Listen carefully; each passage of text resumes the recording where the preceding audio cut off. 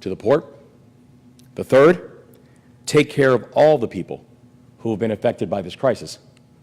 And the fourth, rebuild the KEYE Bridge. From the earliest days, we've laid out those four directives. And there's a reason that we put closure at the very top of that list. Because in Maryland, we put our people first. In Maryland, we take care of each other. And in Maryland, we leave no one behind. In Maryland, ponemos a nuestra gente primero. En Maryland, nos cuidamos unos a otros. Y en Maryland, no dejamos a nadie atrás. So I want to start by talking about our work, about bringing closure to the families. Every element of our operation comes back to this singular North Star priority. Our salvage teams are working hand in glove with our recovery teams, and every time we clear more wreckage, we assess the area to see if we're able to advance recovery. The Maryland State Police, led by Colonel Butler, continue to lead recovery operations, and they are embedded within Unified Command. And this truly is a fully unified operation. And every person on this team is in constant communication with every other person on this team. And it's not lost on anybody that we are still looking for 2 missing workers, 2 unaccounted for souls. And that search and the search for them has not changed. We are still working closely with the families of the victims, and that has not changed. We will continue to do everything in our power to bring closure and comfort to these Maryland families. And that will not change. And I want to thank Unified Command and this entire team and all of our first responders for never forgetting about bringing closure to these families. We've been moving together since day one, and we're going to continue moving forward together. Now, second, on clearing the federal channel and fully opening vessel traffic to the port. Last week, Unified Command opened a 4th temporary limited channel with controlling depth of 38 feet. And since we last spoke, there have been 19 transits through that channel, 9 vessels traveled into the port, and 10 departed from the port. And these vessels have been carrying everything from sugar to cement to fertilizer to lumber. And those transits supported the work of nearly 200 members of the International Longshoremen's Association. Now, as I said last week, that's an important milestone. But as we also said, it's a temporary solution. We cannot take our eye off the ball.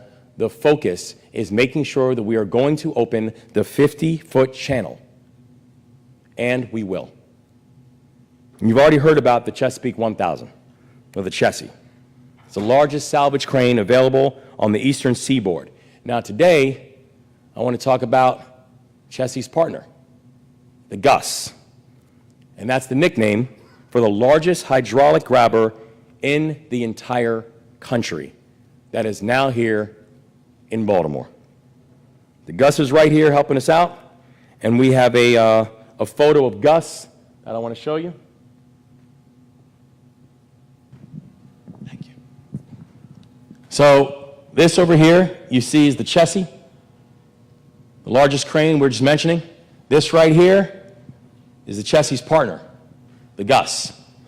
This crane right here has a weight of 160 metric tons. That's the weight of the Gus, and the Gus, when it has its arms out, the Gus is 20.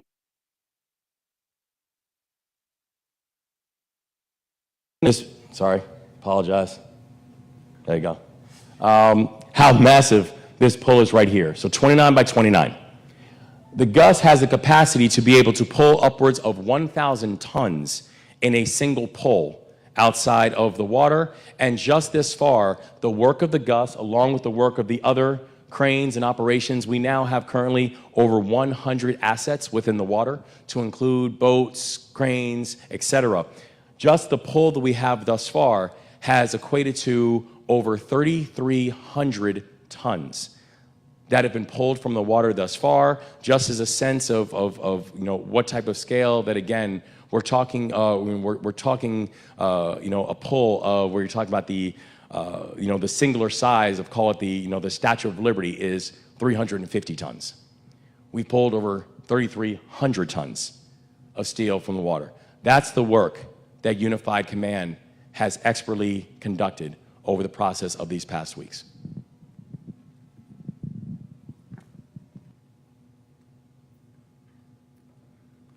And so you see here, even just by simply looking at the size of it, this is a remarkably complicated operation that Unified Command is leading on.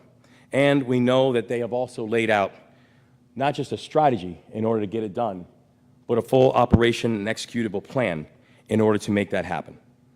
Which brings us to the next point, the use of precision cuts. Now, we've already talked about the work and our work to remove containers from the dolly so we can access more of the wreckage. And I'm pleased to announce that that phase of the operation is now complete. In total, we have lifted 182 containers from the dolly, completing the larger mission of container removal from the dolly. So now that we can access that part of the bridge that's directly on top of the dolly, we need to cut and clear it.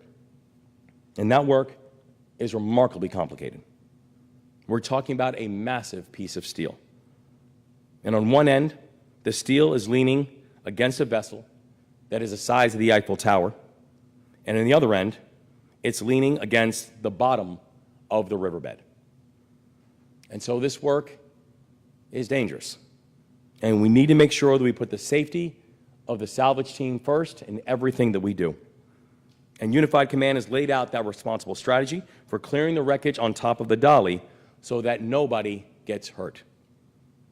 We will depend on the highest industry standards and effective precedents to make this happen. And in fact, the strategy we will use on the Key Bridge is the same one that was used for the removal and the replacement of the Harry Nice Bridge in Charles County.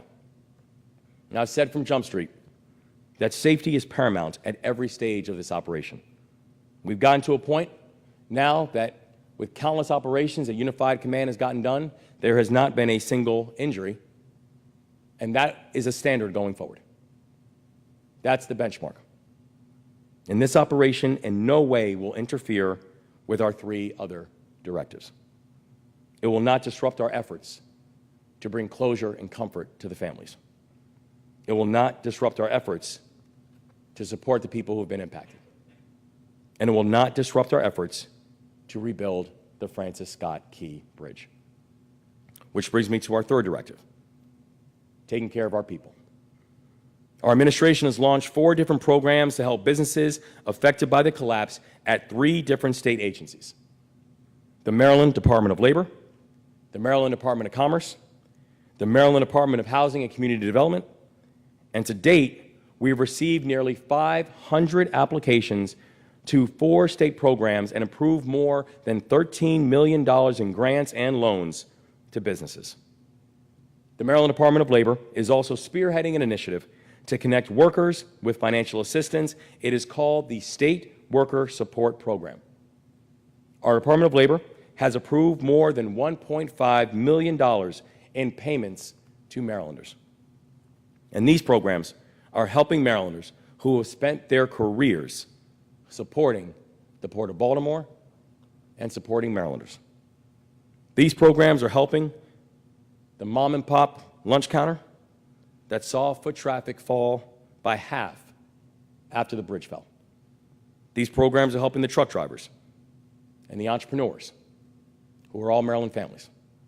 And if you want to learn more about the resources available to you or your businesses, please go to response.maryland.gov/bridge. We are taking a full all-of-government approach to this work, and that includes every single level of government And I want to thank all of our friends at the local levels, Mr. Mayor, for their work in helping Marylanders in need. And also want to thank the Biden-Harris administration for their support in this work. Because as of this morning, the Biden-Harris administration has approved $5 million in loans through the Small Business Administration. Mr. President, thank you for your continued support of Maryland and Baltimore. Now, fourth, on rebuilding the Francis Scott Key Bridge. In order to rebuild this bridge, we need the support of the United States Congress. I was on Capitol Hill 2 weeks ago to meet with lawmakers. I was on Capitol Hill last week to meet with lawmakers. This week, I will be on Capitol Hill again to meet with lawmakers. And tomorrow, I'm attending a meeting with the Congressional Black Caucus to discuss how we can work together to rebuild this bridge. And later this week, we will welcome Republican Chairman Tom Cole and the House Appropriations Chair to Baltimore, and the entire House Appropriations Committee to Baltimore. And we've already had members of Congress going from Florida to Washington State show up to see the wreckage. And we look forward to Chairman Cole's visit and to the visit of the other members of the committee. Chairman Cole's committee won't just get to see the site of the collapse. They'll also get a chance to meet the men and women who are at the heart of this operation. And every day, I have the honor of continuing to meet more Marylanders who prove what it means to be Maryland tough and Baltimore strong. And today, we are joined by Detective Sergeant Justin Updegraff from the Maryland State Police and their underwater recovery team. And I said at the top of my remarks that we had to put closure to these families at the top of our list, and that's why I was very intentionally the #1 directive. And this Maryland State Trooper that you see next to me, he's on the front lines of this work. On any given day, we have a minimum of 25 divers ready to deploy. 10 of them are members of the Maryland State Police Underwater Recovery Team, and Detective Sergeant Updegraff serves as commander. He has served with the Maryland State Police for 17 years. He's been on the Underwater Recovery Team for 12 years, and he was born right in Baltimore County, Maryland. I also found out that he served as a Marine, so he didn't do everything right with his life. Detective Sergeant Updegraff has raised his hand to serve so others can be safe. He's raised his hand to serve so other families could feel protected. He's raised his hand to serve so other families can get closure. Sergeant Updegraff, you're the best of us. And I want to say directly, thank you for proving what it means to be Maryland tough and Baltimore strong.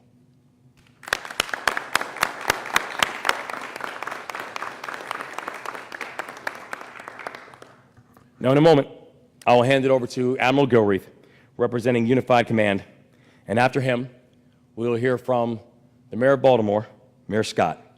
And I want to thank all of our additional partners who are here today for their continued and 24/7 commitment to making sure we get this right. I will now turn it over to Admiral Gilreath.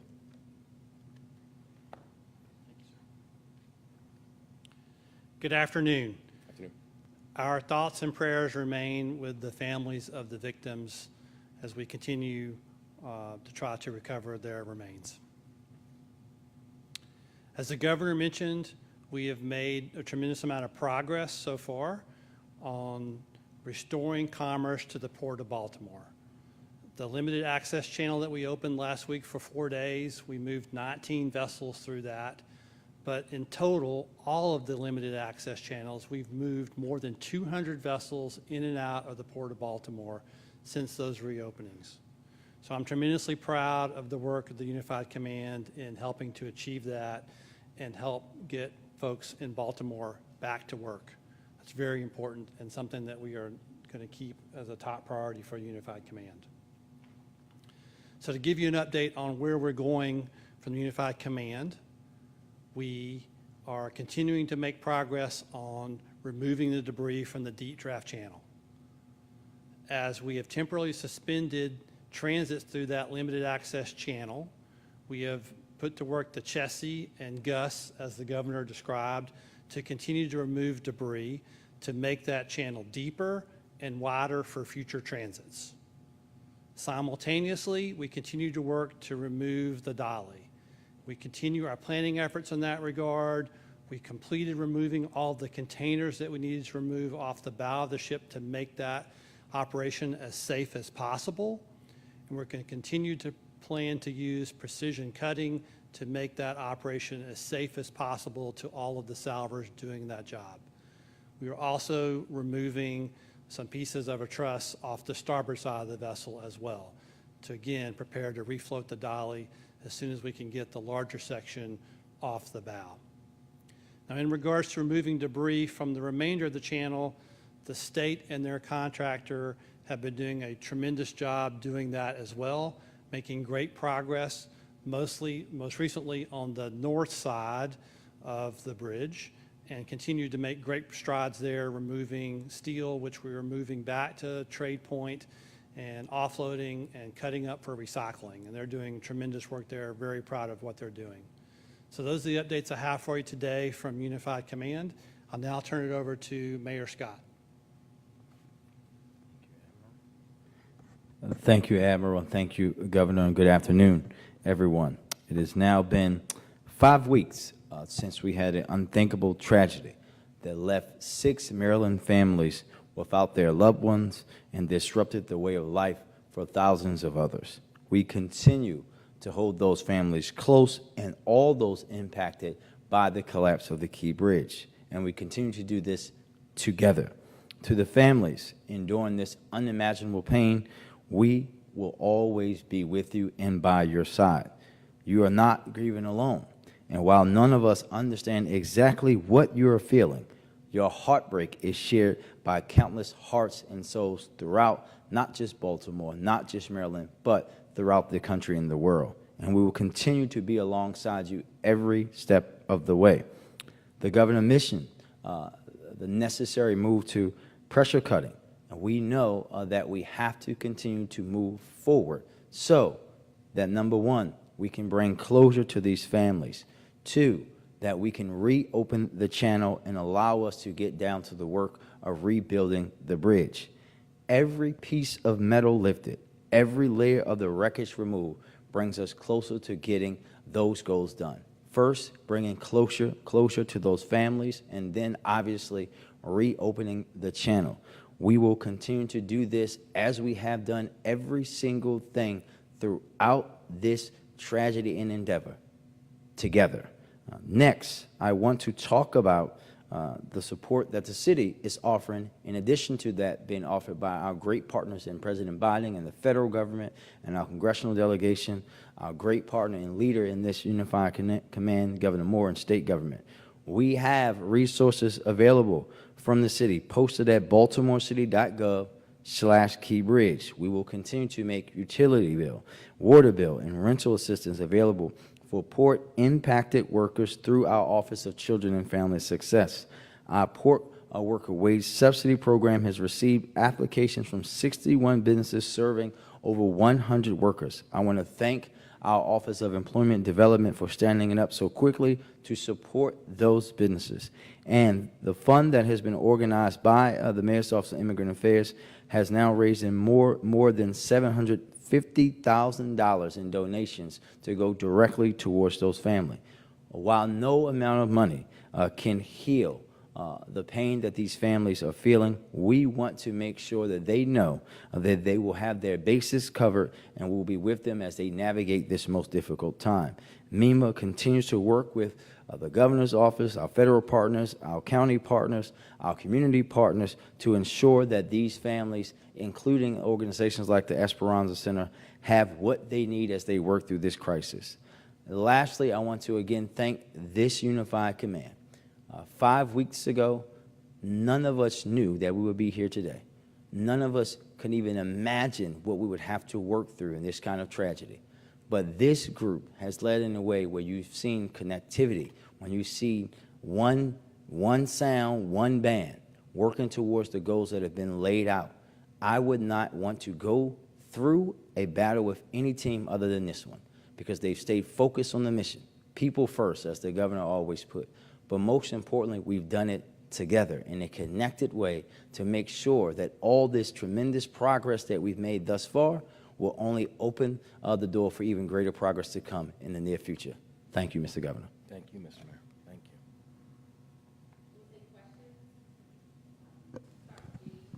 Thank you. Could you elaborate on the recovery of the final missing workers?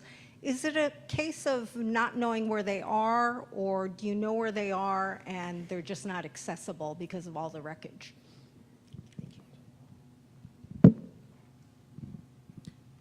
As we said from the very beginning, it's very poor visibility down there. There's so much debris. We believe we have areas of interest, but we're unable to access those areas of interest. That's why it's so important for the Unified Command divers to work in conjunction with the salvage divers to communicate what they're seeing, where they're locating things, and allow the Unified Command divers to develop an effective plan or survey to determine where they're going to search once they have that area declared safe. So you know where they are? No, we're working in generalizations of areas where we think they should be based on sonar images and other mapping techniques. Right, we're going to move to AP. Hi, just to piggyback off of that, do you believe that the bodies also will be recovered by the May 10th deadline for the ship being moved, or do you have any sense of the timeline for that piece of it? We are exclusively focused on bringing closure to these families. When we had our first conversations with the family, literally the morning that happened, we promised them that we would stop at nothing to make sure that we could support them. And at that time, during a search and rescue mission, and even when the search and rescue mission became a recovery mission, we told them the commitment to them and the commitment to stop at nothing to make sure we're bringing closure and comfort to them was consistent and would not stop. Do you have any sort of timeline, though, for like the cleanup process itself? Sorry. What we know is we are putting forward every single asset that we have at our disposal to bring closure and comfort to these families. Hi. So over the weekend, a few media outlets had a chance to get up close to Gus, and one of the Coast Guard members that we did an interview with mentioned that the grabber would be primarily used to get the debris once the dolly had been removed. Have plans for the grabber changed at all, or is it just working in a different part of the river? We had an opportunity to use the Gus a little earlier, and so now we're working in the federal deep draft channel to continue to remove debris while we're working to plan to remove the dolly. So we did not want to lose that opportunity because that allows us to continue to make progress to reopen that as fast as possible and do it safely. Hi, yeah, I had a question about the timeline. Is the timeline to remove the dolly within the next 2 weeks? Is May 10th the date, the tentative date to get the ship out of there? So we've set May 10th as a tentative date to potentially reopen the channel, but I can't give you an exact date of when the dolly is going to be removed because there's a lot of factors that play into that, both the engineering, the salvage operations themselves, and weather. And so we're going to continue to move to do this safely and as fast as possible. And Governor, I don't know if you're best to answer this, but as far as other bridges, like the Bay Bridge, for instance, you know, we're heading into the summer travel season. What's been done to make sure that there are safeguards so that, you know, any potential vulnerabilities are addressed so that we don't have another tragedy? Yeah, Even prior to this tragedy of the KEYE Bridge, we have made the protection of critical infrastructure a highest priority for this administration, and ensuring that people, when they're on our roads and our bridges and our tunnels, that they can fear measurements of safety in doing that, knowing that there are not just evaluations that take place for every single piece of critical infrastructure, but that is always going to be pressure tested to ensure that we can have the best results for people that are utilizing our roads, bridges, mass transit, et cetera. And so that has continued even since the tragedy of the KEYE Bridge. It will continue. And we want to assure the people of this state that we have a full focus on ensuring that the critical infrastructure that we have in the state is not just protected, but then we're continuing to come up with long-term reinforcements for them as well.